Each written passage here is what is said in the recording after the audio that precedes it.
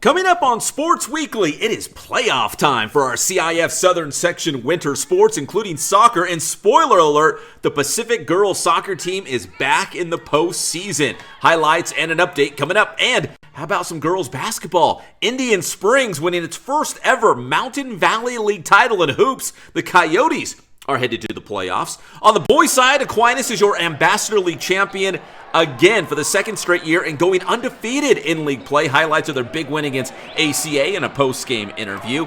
And we will also hit the Diamond. Cal State San Bernardino back in action, coming off a season in which they reached the Division II World Series. All that and a whole lot more on this edition of Sports Weekly on IEMG. And it starts right now.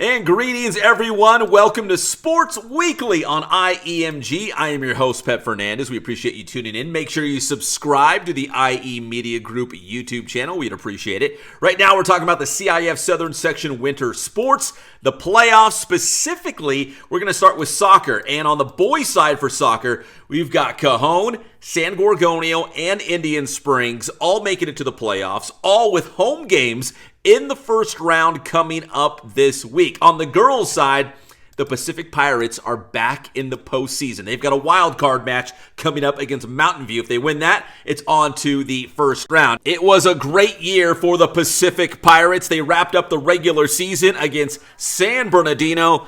And number 10, Alexia Leon, had a monster game against the Cardinals. Most of the damage coming in the first half. No score in this one. About midway through the first half, Leon on the breakaway. Keeper can't hold on to it. Leon taps it to herself. Wide open net. And she is going to put it away for the first goal of the match. 1-0. Pirates on top, and Leon's not done yet. How about the corner kick for Pacific?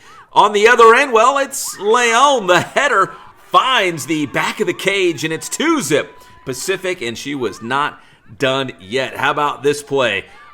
Through ball. Leon is going to win the foot race there. Taps it to the side, and another wide open net, and of course she's going to finish. Pacific beats rival San Bernardino 4-1 the final. They finish in third place in the Mountain Valley League at 5-2-3 in league action. So best of luck to the Pirates girls soccer team. Congratulations on a great season.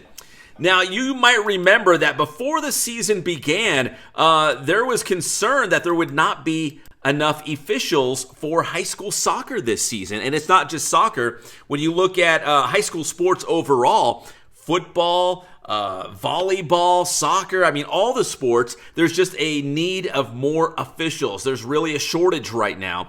We had a chance to talk to Matt Ariano. He's part of the local organization.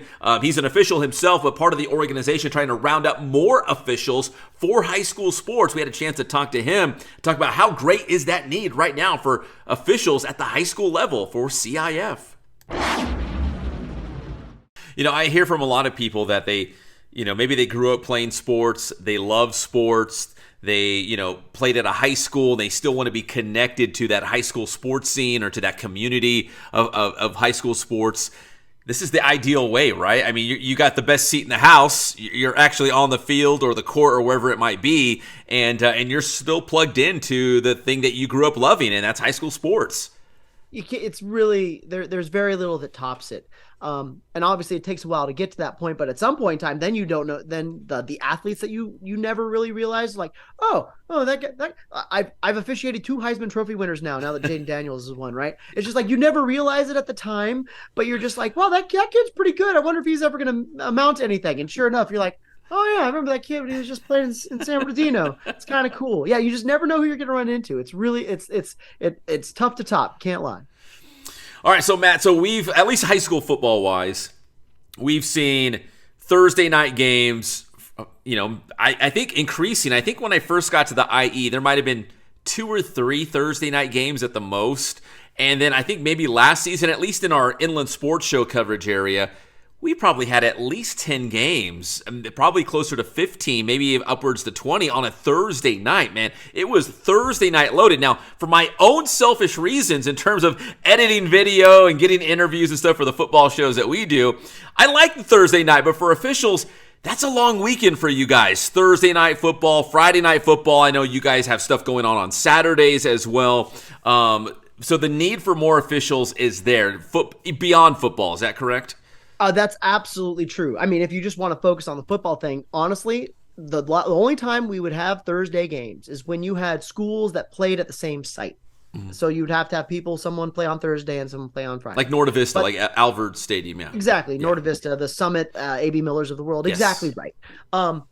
But other than that, I mean, everyone wants to play on Fridays. You get into it playing on Fridays. But yes, the unfortunate fact of the matter is that we just don't have the manpower to cover 30 some odd games on a Friday night anymore. We used to. You just blame it on COVID like everything else. I mean, but that gave kind of everyone an excuse to sort of back away and kind of do other things with their lives. And when we came back from it, we were just everyone. You're exactly right. Has been falling short. The same thing goes for. I also referee basketball. Same thing goes on that level too. The baseball units are hurting. Everyone's been hurting, and we're slowly starting to come back. But it's been tough. It's been really tough going. Unfortunately, Matt, you just brought up a great point that I want to piggyback off of real quick. Is that you said you do football, you do basketball right now too. So these officials who you think, oh, okay, well, they can trudge through football season and do a couple nights every single week, and you get to the end of football season, now you get your break. But for guys like you, I mean, these officials are doing multiple sports, right? Like there's not really an off season. If you want to stay that busy, you could be that busy. Absolutely, and unfortunately, or maybe fortunately, I don't know. There are some people that have been working straight through the entire time who will go.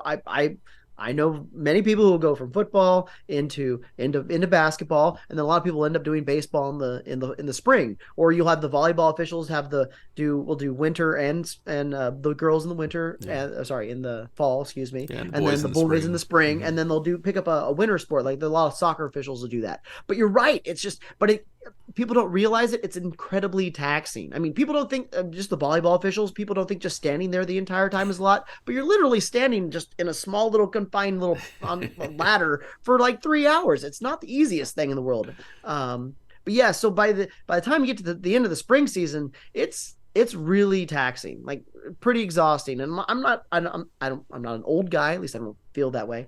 But even I'm like in the middle of January right now. I'm starting to feel it. Like I'm stretching a lot longer than I used to before games. Let me tell you. So what would it mean to have more officials available to pick from? I know you guys probably have a big pool for the southern section, and it could be bigger, right? I mean, maybe so you guys don't have to work every single night, or you can kind of maybe pick and choose a little bit more. What would it mean to have more officials available? Well, that is the big thing. Is honestly, it would be fantastic to just be able to work a couple nights a week.